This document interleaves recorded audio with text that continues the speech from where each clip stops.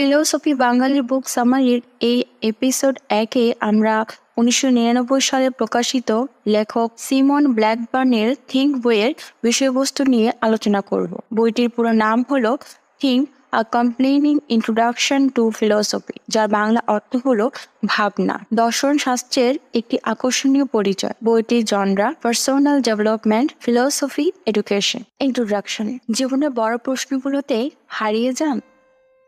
Think আপনার উত্তর খোঁজার গাইড। এই বইটি দর্শনের গভীরে ডুব দেয়। ভয় পাবেন না, এটা যতটা কঠিন মনে হচ্ছে ততটা নয়। আমরা কিভাবে জ্ঞান অর্জন করি জানতে চান? সত্যর প্রকৃতি সম্পর্কে কৌতূহলী? ইচ্ছাধীনতা সত্যি কি আছে? থিঙ্ক এসব প্রশ্ন নিয়ে আলোচনা করে। মজার ব্যাপার হলো, এটা শুধু বুদ্ধিজীবীদের জন্য নয়, বইটি জটিল ধারণাগুলোকে সহজ করে বোঝায়। আপনি মাথা ঘামানো ছাড়াই গভীর বিষয় শিখবেন। থিঙ্ক পড়ে আপনি পৃথিবী বোঝার দক্ষতা পাবেন। এটা